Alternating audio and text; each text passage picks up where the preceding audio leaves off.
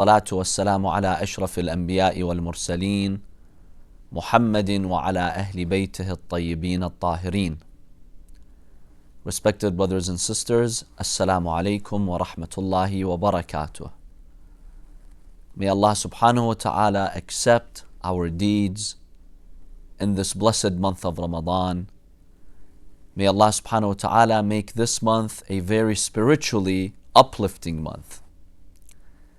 One of the questions that many people have about the laws of fasting and those acts that invalidate the fast is using the vaporizer, the inhaler, or getting a shot, or getting an IV injection, or even donating blood. Do any of these acts break the fast or no? In Islamic law, the two labels here that we have that would break the fast is eating and drinking. Anything that is considered eating or drinking would invalidate the fast.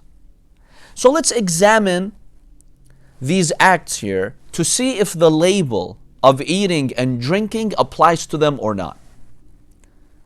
The first one is donating blood. If you'd like to donate blood in the month of Ramadan or any time of year while you're fasting, does that break your fast? It does not break your fast. Why? The reason is this is not considered eating or drinking. Since it's not considered eating or drinking, then it would not invalidate your fast. Yes, scholars have said that if donating blood while fasting weakens you, you feel low on energy, you feel overly fatigued, then it's makruh. It's discouraged, not recommended to donate blood while you're fasting. But it's not haram. So if there is an urgent need for people to donate blood, it is perfectly acceptable for you to go and donate blood while you are fasting. And Allah subhanahu wa ta'ala will reward you for this act of generosity that you're showing towards other fellow human beings. So that's donating blood. What about getting a shot? You want to get the flu shot, or you've seen those vitamin injections, B12, the B complex, that would strengthen you. Is it okay to get a shot? Absolutely. Getting a shot while fasting in the month of Ramadan does not invalidate the fast because it's not considered eating or drinking. Even if it's giving you more energy to cope with the fast, that is not a violation of Islamic law. Number 3, the IV, getting an IV injection.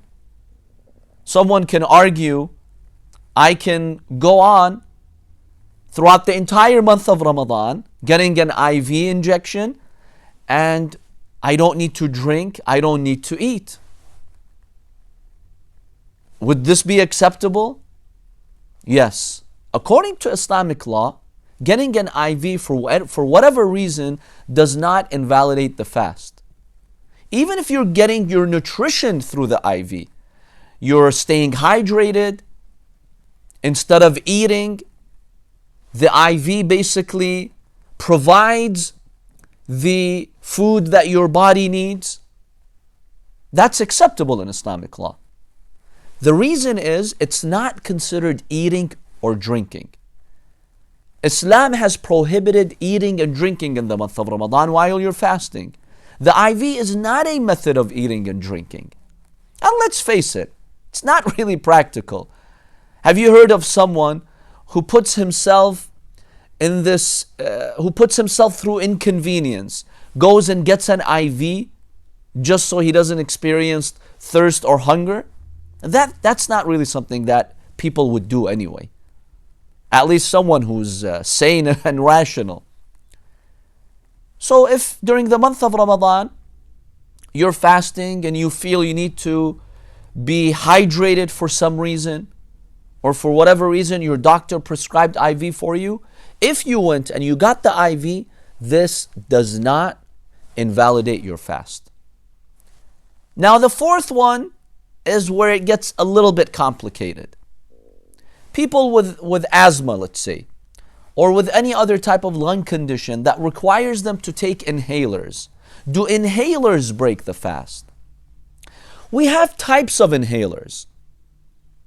For instance, you have what is called the puffer.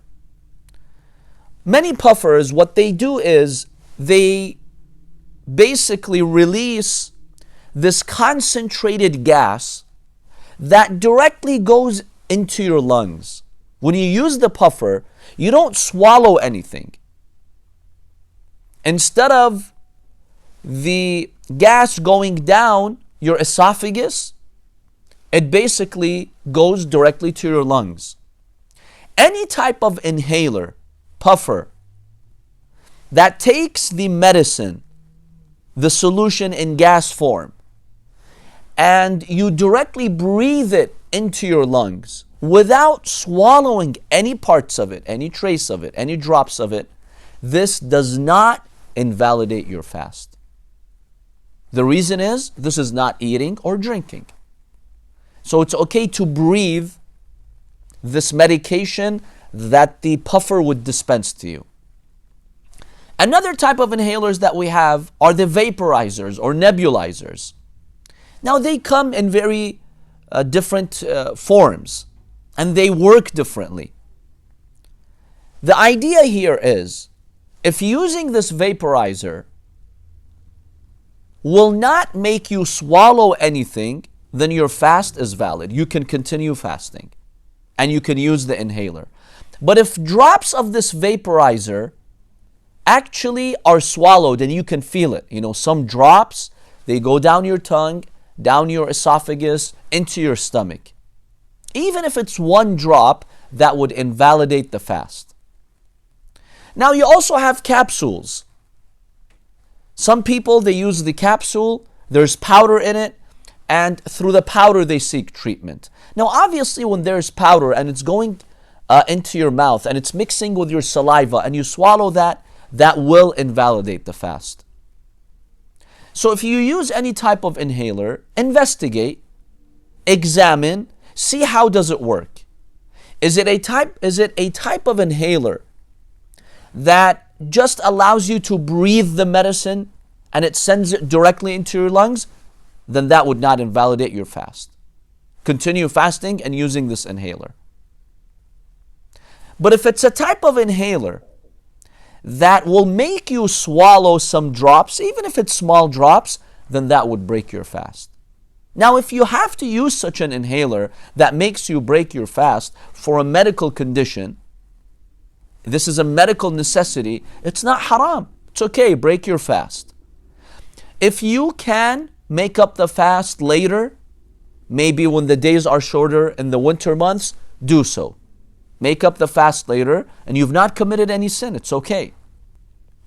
And if you're never able to fast because of this asthma condition or this breathing problem that you have, you always need to use the inhaler or the vaporizer or the nebulizer. If this is a chronic condition, and even in the winter months you're not able to make up the fast, then Allah subhanahu wa ta'ala has not required you to fast. What you simply do in this situation, for each day that you break your fast, you pay what is called a fidya. A fidya is basically one meal that is given to the poor. It has to be at least 750 grams of food. Whether it's rice, wheat, barley, dates, the equivalent of this amount of food you would give to the poor. In today's value, that's about $2 to $3 per day. So for the entire month of Ramadan, that's about $60 to $90 for the entire month. May Allah subhanahu wa ta'ala bless you all, and may Allah subhanahu wa ta'ala keep you all safe. Wassalamu alaikum wa rahmatullahi wa barakatuh.